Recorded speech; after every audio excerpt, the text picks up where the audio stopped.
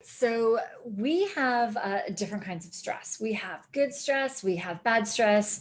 And the thing is that sometimes that good stress can actually cause more damage than not. So when does good stress actually become a bad stress? So that is what we're going to quickly dig into today. So I wanted to go over with you first, what is good stress?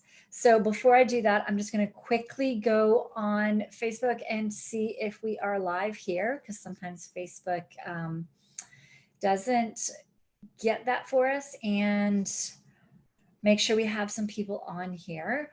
Um, so one thing that we're going to be talking about as far as good stresses, we have having kids, we have promotions, we have working out. Tell me in the comments if you have experienced some good stresses in the last 6 months, in the last year.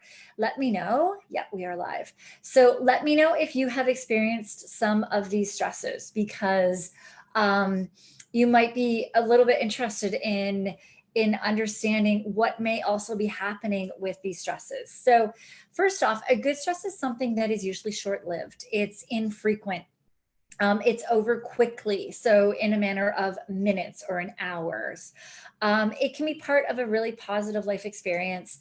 It inspires you into action and it helps to really build you up. So an example of this is like a roller coaster. So if you're going to be on a roller coaster, it's fun, it's exhilarating, it really pumps you up, it gives you that adrenaline rush. It's totally fun while you're on that roller coaster. And while you're at a day at an amusement park, it can still be lots of fun, but you definitely know when you've had too much on a roller coaster.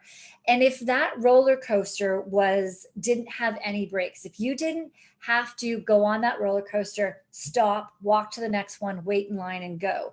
If you were just to be on that roller coaster, experiencing that adrenaline rush for 10 hours, 12 hours, 24 hours, nonstop, that is where it becomes a bad stress.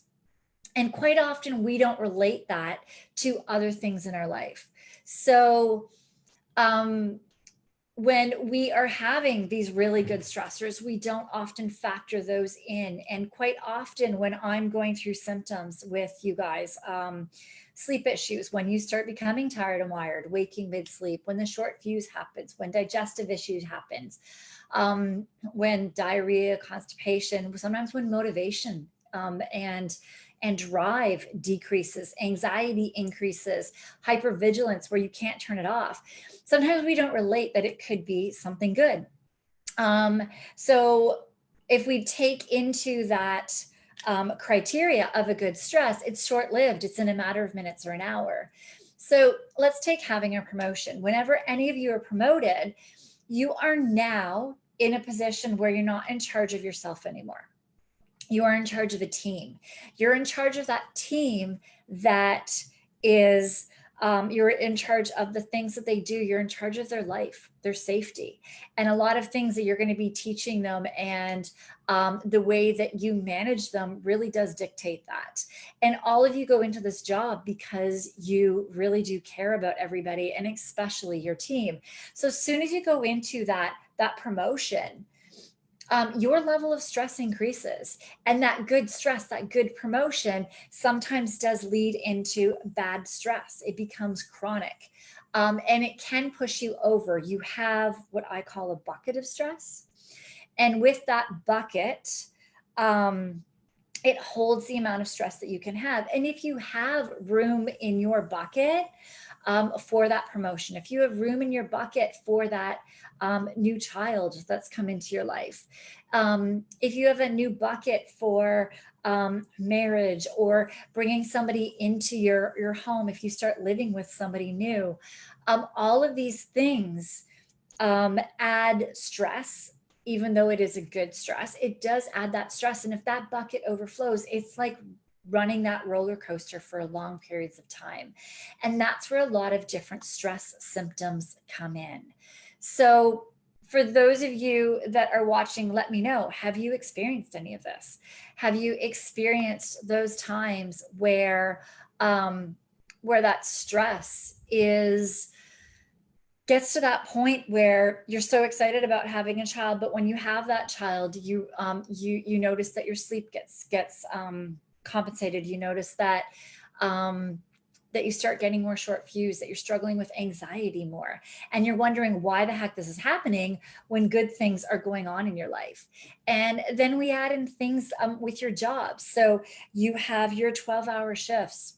You have 24. Some of you are doing 48s right now because of being short staffed with COVID, or with the protests happening, you're needing more manpower there. And so a lot of you are finding that as you need more manpower and you're needing to work more, doing a 48-hour shift is like riding a friggin' roller coaster, and it puts a toll on your body. There's only so much cortisol and glucose that your body can handle coming out, right? So as much as these things, when you first started on the job, I remember, I know that most of you can probably recall your first lights and sirens. The first time that you ever did lights and sirens in a car, in your ambulance, in the car, in your fire truck, the first time that you ran lights and sirens to a call, I'm sure you remember that rush. You remember it. But when it happens, call after call after call, and even if the call is cleaned up when you get there, if whatever happened was not an emergency and it's cleared, you still have all of these stress hormones floating around in your body, and they all have to be cleared out. And so it gets to the point where your body can't always tell the difference between good stress and bad stress when you're at that max capacity in your bucket. So think about where your bucket is. Think about how much stress you can have. If these stressors, having kids, promotion, birthdays, celebrations, anniversaries, working out, any of these really, really good stressors that are normally great for our bodies, if any of those are starting to give you signs, then that is telling you that your body just is taxed. It's telling you that your bucket of stress is overflowed. Your body burden is taxed to a point that your stress management system needs help. And so how do we do that? You've heard me talk about it. There's 3 different systems that we need to really be working on. There's your hormones. We need to balance out your hormones. Your stress management system manages 50 hormones: moods, healing, cognitive thinking, your blood sugar regulations, your moods, your energy, sleeping, waking, anxiety, depression, motivation, drive. All of these things are run by these 50 hormones from your stress system. So those get taxed. We have to work on your nervous system as well, because if you're always rushing like you're going to a call, when you are on a roller coaster, you are pushing your nervous system, your stress nervous system, and your resting nervous system gets behind. It doesn't kick in as fast. It gets lazier. It's not as quick. And so your stress system overpowers it. So we need to really be working on that as well. And then we get into your gut. Your gut is responsible for 95% of your serotonin uptake. 95%. Serotonin is what we need to stay calm from the anxiety, to keep our moods level, to keep motivated and keep happy. It's that happy, feel good. It's that hormone that we need when we are doing the things that we love to do, which many of you are at the point where you don't. Many of you used to go hunting or fishing or play sports and be active, and a lot of that has dwindled. May have been doing more volunteer work and things, and now you just don't have the motivation and drive. A lot of that is that serotonin. And if your nervous system isn't kicking in right, it's slowing down your gut. Every time you go, you're in that stressed state, your gut slows down. So your acids, you're not able to break down food as well.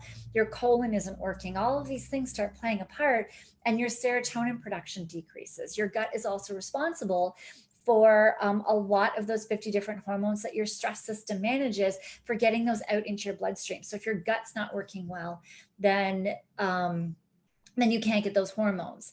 So just focusing on one is not going to get everything back on track. It's not going to get it to the point where having another child is actually going to give you more energy and give you that pep, that drive that you need.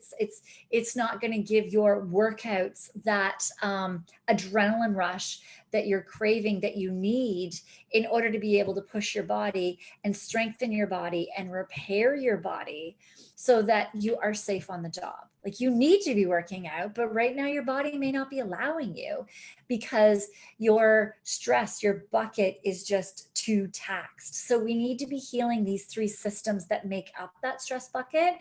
And we need to be working them in tandem with one another so that as one increases, the other one can a bit, and we can keep increasing them both. Because if you're trying to increase one, the other one keeps pulling it down.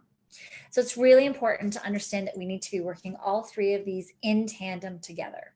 If you'd like help with that, that is exactly what we do, specific to you as a first responder. It is made to work around your shifts without overwhelm.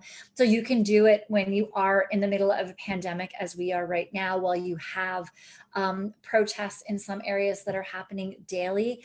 For those of you that are working ridiculous shifts without any days off, it's possible right now to be able to start implementing the steps and strengthen your stress system so that you can get out of this stronger than you were before. We've been on a roller coaster with COVID and with all these protests. It has been like your bodies have been riding a roller coaster 24/7, and anything that is happening in your body right now is just taxed. So if you need help, reach out, comment below, private message us, or email us privately. Everything is between us. We don't work with the service. Our email is support@911lifestyle.com. We are absolutely here to help you. Reach out and we are there for you.